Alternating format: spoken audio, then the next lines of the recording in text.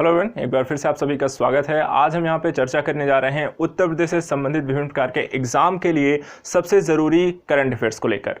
Current affairs खासकर अगर UP special का है तो आपके समक्ष एक समस्या आती है कि हम इसको स्टडी कैसे करें और कहाँ से करें। और कई प्रकार के एग्जाम होते हैं जो यूपीएससी लेता है, कई यूपीपीएससी लेते हैं और कई यूपी ट्रिपल एससी जैसे एग्जाम भी होते हैं जहाँ पे यूपी एक इंपॉर्टेंट एस्पेक्ट रहता है। ऐसे संदर्भ में यहाँ पर आपको यूपी से संबंधित घटनाक्रम को लेकर अब परेशान होने की ज़रूरत नहीं है, क्योंकि हम यहाँ पर साप्ताहिक आधार पर एक वीडियो लेकर आएंगे और इस वीडियो के माध्यम से उत्तर प्रदेश में एक वीक में जो भी डेवलपमेंट हुई होंगी समसामयिक घटनाक्रम को लेकर उसकी यहाँ पर चर्चा करेंगे। ऐसे टॉपिक को लेकर उठाया जाएगा जो कि आपके एग्जाम में पूछे जा सकते हैं, जैसे कि इस सीरीज में आज पहला वीडियो है और इस वीडियो में 6 से 12 अक्टूबर से हम स्टार्ट कर रहे हैं। यहाँ पर 6 से 12 अक्टूबर के मध्य हुई विशेष घटनाक्रमों को हम यहाँ पर अध्ययन करने जा रहे हैं, जो आपके एग्जाम को लेकर काफ़ी ज़रूरी हो सकते हैं। पूछे आने वाले एग्जाम प्री के भी हो सकते हैं, मेंस के भी हो सकते हैं। और ऐसी स्थिति में यदि आपके पास अच्छे पॉइंट और अच्छे फैक्ट होंगे और आपका करंट अच्छा होगा तो आप इससे रिलेटेड जब भी आंसर राइटिंग कर रहे होंगे या फिर आपको मल्टीपल चॉइस क्वेश्चन आएंगे तो आप आसानी से हल कर पाएंगे। तो इन सभी प्रश्नों का हल करेंगे इस वीडियो सीरीज के माध्यम से। साप्ताहिक विशेषांक सीरीज में हर वीक हम एक वीडियो लेकर आएंगे और आप सभी यहां पर इसे जरूर फॉलो करें। तो चलिए आज के घटनाक्रम में देखते हैं सबसे पहले कौन से महत्वपूर्ण कह सकते हैं पॉइंट हैं जो कि आपके एग्जाम में पूछे जा सकते हैं। इसमें सबसे पहला आज का जो टॉपिक है वो है ऑक्सीजन प्लांट। मोदी नगर गाजियाबाद में अभी हाल ही में प्रदेश के सबसे बड़े ऑक्सीजन प्लांट का उद्घाटन किया गया अक्टूबर में ही। तो यहाँ पर इस चीज़ का ध्यान रखिएगा, प्रदेश का जो सबसे बड़ा ऑक्सीजन प्लांट है वो मोदी नगर गाजियाबाद में स्थापित किया गया है। मोदी नगर नहीं है तो गाजियाबाद ज़रूर ध्यान रखिएगा। दूसरी चीज़ यहाँ पे क्षमता को लेकर भी ध्यान रखिएगा। इस ऑक्सीजन प्लांट की क्षमता कितनी है? 150 मीट्रिक टन प्रतिदिन लिक्विड ऑक्सीजन की क्षमता है इसकी, अर्थात एक दिन में कितना उत्पादन कर सकती है? 150 मीट्रिक टन। इसके अतिरिक्त इसकी स्थापना किसके द्वारा यहाँ पे ये प्लांट लगाया गया? तो वो ग्रुप है आइनॉक्स ग्रुप। आइनॉक्स ग्रुप के द्वारा इसे स्थापित किया गया है। इस प्लांट के कारण इससे यूपी को क्या फायदा होगा इसको भी समझ लीजिए। इस प्लांट के कारण यूपी इंडस्ट्रियल एवं मेडिकल ऑक्सीजन के क्षेत्र में आत्मनिर्भर बनने जा रहा है। यहाँ पर ऑक्सीजन के संदर्भ में जो भी उसकी आवश्यकता है यूपी को, वो वहाँ पर इस ऑक्सीजन के प्लांट के स्थापित होने के बाद वो अपनी आवश्यकताओं को काफ़ी हद तक यहाँ पे पूरा करेगा। इसके साथ साथ एक चीज़ और इसमें ध्यान रखना है कि इसका रिजर्वेशन अर्थात रिजर्व सिस्टम इसका कितना है? तो इस प्लांट में 1000 मीट्रिक टन लिक्विड ऑक्सीजन भंडारण की भी क्षमता है, अर्थात जहाँ पर ये बनाया गया है मोदी नगर जो गाजियाबाद का जो प्लांट है ये यहाँ पर भंडारण ऑक्सीजन का कितना किया जा सकता है? 1000 मीट्रिक टन तक का यहाँ पर इसका भंडारण किया जा सकता है। तो यहाँ पर देखिए इस तरह क्वेश्चन में एक बार इसको ध्यान रखिएगा। देखिए यहाँ पे 1000 मीट्रिक टन है और यहाँ पर 150 मीट्रिक टन है, तो ये प्रतिदिन उत्पादन है और ये इसकी भंडारण क्षमता है। क्वेश्चन कई बार इसी तरह में घुमा देता है और आप वहाँ पे गलत करके आते हैं, इसको ध्यान रखना है। अब इस प्लांट के माध्यम से यहाँ पे 200 सरकारी एवं निजी क्षेत्र के अस्पतालों को ऑक्सीजन की सप्लाई की जाएगी। तो ये आपका पहला प्लांट था पहला टॉपिक था ऑक्सीजन प्लांट। उससे रिलेटेड जो भी प्रमुख फैक्ट थे उसको हमने यहाँ पर देखा, इसको आप जरूर ध्यान से देख लीजिए। दूसरा यहाँ पर एक टॉपिक चर्चा का विषय बना पिछले ही सप्ताहों में कि लैंड पूलिंग को लेकर। लैंड पूलिंग क्या होती है इसको लेकर हम समझ लेते हैं, क्योंकि एक इंपॉर्टेंट पहलू है। आजकल विकास के संदर्भ जब हम बात करते हैं तो विकासिक प्रक्रियाओं में लैंड पूलिंग आजकल में विकासिक प्रक्रियाओं के अवसंरचनात्मक विकास को लेकर लैंड पूलिंग काफ़ी इंपॉर्टेंट रहा है। आवास विकास के द्वारा पायलट प्रोजेक्ट के तहत लखनऊ में एक लैंड पूलिंग आवासीय योजना शुरू की गई है। आवास विकास के द्वारा लखनऊ में इसे प्रारंभ किया गया है। इसके तहत किया जाएगा 264 एकड़ में यहाँ पर इस आवासीय परियोजना को विकसित किया जा रहा है। और ये जो 264 एकड़ ज़मीन है यही आपकी लैंड पूलिंग के तहत यहाँ पर पाई गई है। तो लैंड पूलिंग क्या है? तो लैंड पूलिंग में देखिए किसानों को जो कि इस योजना के लिए अपनी ज़मीन देंगे उनको 5000 प्रति एकड़ प्रति माह फसल एवं पुनर्वासन भत्ता मिलेगा जब तक कि कॉलोनी विकसित नहीं हो जाती है। कहने का तात्पर्य यह है कि इस योजना के अंतर्गत जो 264 एकड़ ज़मीन ली गई है वो किसानों की ली गई है, और जो किसान अपनी ये ज़मीन दे रहे हैं लैंड पूलिंग को लेकर जहाँ पे आवासीय परियोजना विकसित होगी उसके संदर्भ में उन किसानों को किसी प्रकार का नुकसान ना हो, इसलिए उनको जब तक वो योजना बन के तैयार नहीं हो जाएगी उन सभी किसानों को वहाँ पे 5000 रुपये प्रति एकड़, जितने एकड़ जो देगा, अगर 1 एकड़ दे रहा है तो 5000, अगर 2 एकड़ दे रहा है तो 10,000, 3 एकड़ दे रहा है 15 तो 1000, तो इसी तरह से प्रति एकड़ 5000 रुपये उसे यहाँ पर प्रति माह मिलेगा। किसके लिए मिलेगा? क्योंकि वो जो ज़मीन दे रहा होगा वहाँ हो सकता है वो खेती कर रहा तो उसकी फसल नुकसान हो तो उसको नुकसान हो रहा तो उसकी भरपाई के लिए, या पुनर्वासन अर्थात वहाँ पर अगर निवास कर रहा होगा तो उसके लिए। तो फसल एवं पुनर्वासन भत्ते के रूप में उसे प्रतिमाह यहाँ पर 5000 एकड़ रुपए दिए जाएंगे। कब तक दिए जाएंगे? जब तक यहाँ पर कॉलोनियाँ विकसित नहीं हो जाती हैं तब तक। कॉलोनियाँ क्योंकि विकसित होने के बाद वापस से वहाँ पर रहने के लिए किसानों को वो आवंटित करी जाएंगी। अब यहाँ पर देखिए, इस योजना के विकसित हो जाने के पश्चात शेष जमीन का 50% हिस्सा प्लॉट के रूप में किसानों को आवंटित कर दिया जाएगा। ठीक है, जितनी जो योजना है उस योजना के अंतर्गत जो भी चीज़ें विकसित करनी है, विकसित हो जाने के बाद जो भी जमीन बचती है वहाँ पर भी प्लॉटिंग की जाएगी और प्लॉटिंग करके वापस से उसका 50% हिस्सा किसानों को दे दिया जाएगा। इसके अतिरिक्त किसान भी कई तरीके के होते हैं। एक बड़ा किसान होता है, एक छोटा किसान, सीमांत किसान, जिसके पास ज़मीन जो होती है बहुत कम होती है, 1 हेक्टेयर से भी कम होती है। तो ऐसे सीमांत किसानों को 5000 प्रति एकड़ प्रतिमाह फसल तो मिलेगी ही, साथ ही यहाँ पे पुनर्वासन भत्ता के अतिरिक्त एक व्यक्ति की मजदूरी के बराबर प्रतिमाह अतिरिक्त धनराशि यहाँ पर दी जाएगी। तो सीमांत किसानों के लिए यहाँ पे और ज़्यादा रियायतें हैं और ज़्यादा उनको धनराशि मिलेगी। 5000 रुपये जो मिल रहे हैं वो तो मिलेंगे ही, उसके अतिरिक्त वहाँ पर एक व्यक्ति की मजदूरी के बराबर का वेतन उनको एक्स्ट्रा मिलेगा। अब एक और चीज़ समझ लीजिए कि लैंड पूलिंग होती क्या है, क्योंकि लैंड पूलिंग के बारे में पढ़ें, ये तो योजना हो गई, इस योजना से जुड़े कुछ आपके प्रमुख तथ्य हो गए। अब बात करते हैं कि लैंड पूलिंग का क्या तात्पर्य है। देखिए, लैंड पूलिंग जो होती है उसमें होता क्या है कि बहुत सारे जो किसान होते हैं जो कि उस ज़मीन के मालिक होते हैं वो मिलते हैं, आपस में एक समूह का निर्माण हो जाता है। उसके तहत वो अपनी जितनी भी छोटी छोटी ज़मीन है उसको एकत्रित करते हैं और उसके बाद वो किसी भी आवासीय परियोजना के लिए या फिर अवसंरचनात्मक परियोजना के लिए या विकासीय परियोजना के लिए वो किसी ग्रुप, समूह या विकास प्राधिकरण को उसको सेल कर देते हैं, बेच देते हैं या दे देते हैं।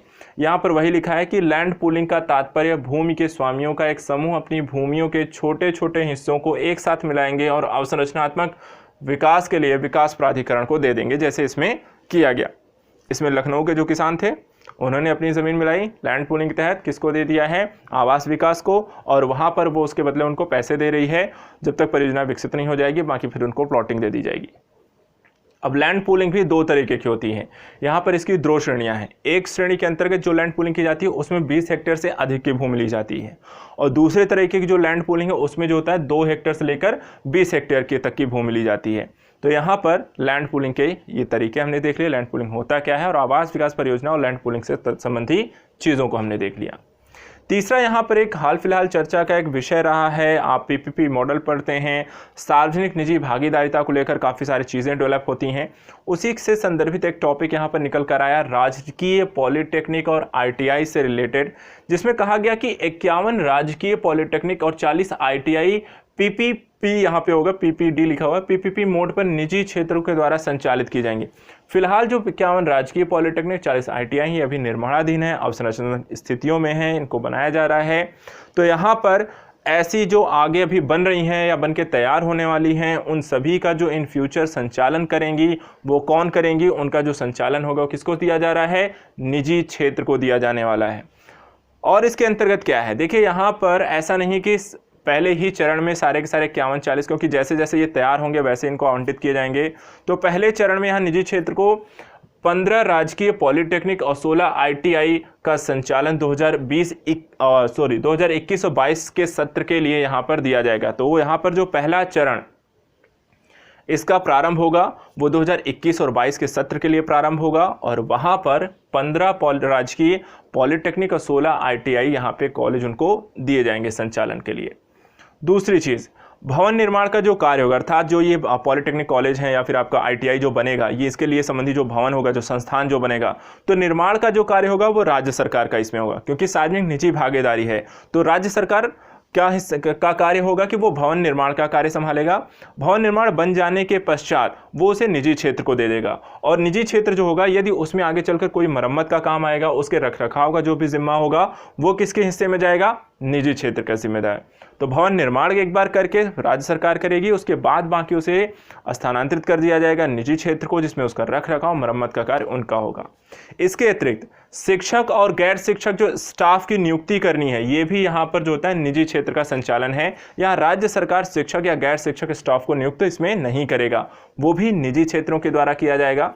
इसके अतिरिक्त ऐसे सभी संस्थानों में राजकीय कोटे के तहत इन संस्थानों में 30% जो सीट होगी वो निर्धारित होगी कि वो राजकीय कोटे के अंतर्गत आएगी, सरकार की तरफ से रहेगी।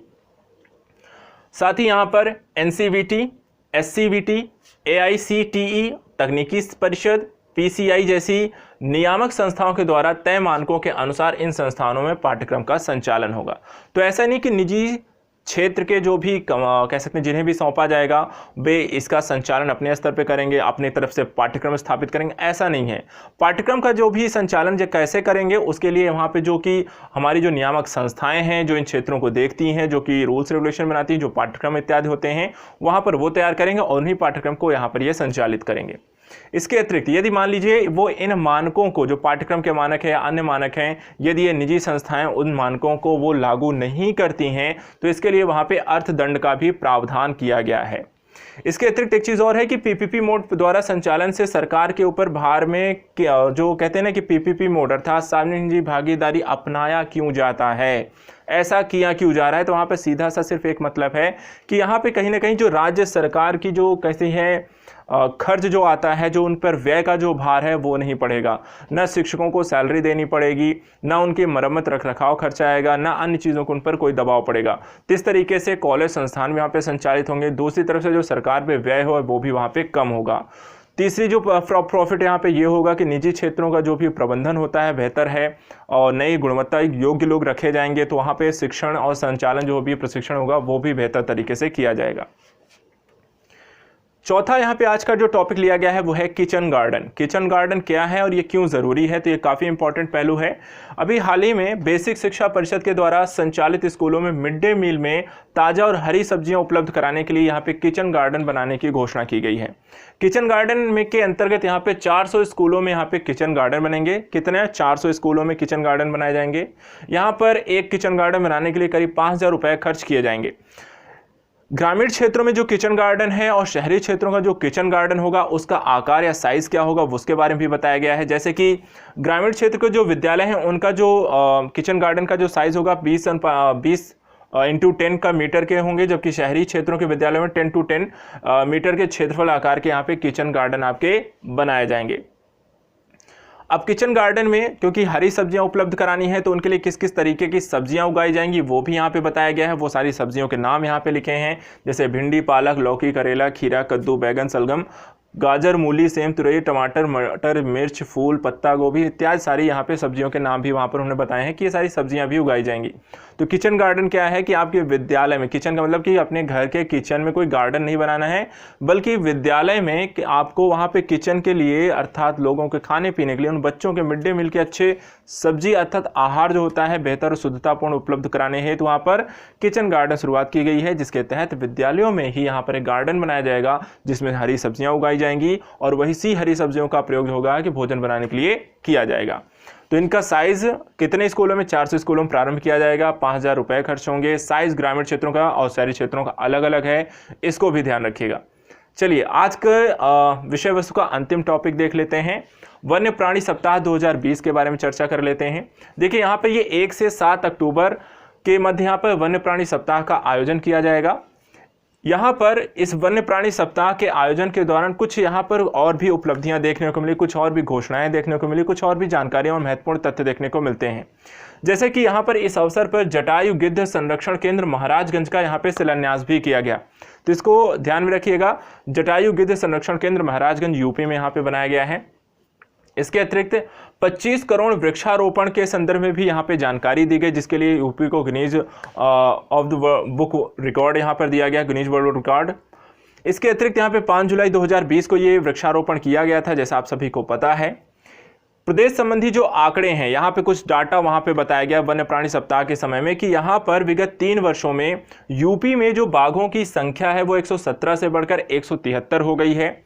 इसी तरह जो वनावरण का कुल क्षेत्रफल था उसमें 127 वर्ग किलोमीटर की वृद्धि हुई है। साथ ही हाथियों की जो संख्या है वो भी बढ़कर आपकी 320 हो गई है। इसके अतिरिक्त यहाँ पर इस अवसर पर गिद्धों के संरक्षण पर किए गए शोध पुस्तक विमोचन, वन्य जीवों के स्वच्छंद विचरण हेतु आवश्यक कॉरिडोर पर पीलीभीत टाइगर रिजर्व के द्वारा तैयार की गई 2 पुस्तकों का विमोचन किया गया।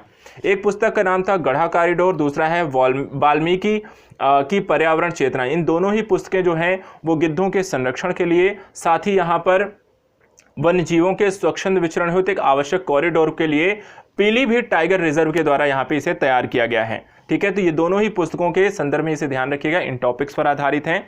तो ये यहाँ पे वन्य प्राणी सप्ताह के समापन समारोह में ये सारी चीज़ें हम यहाँ पर इसको देखने को मिलते हैं।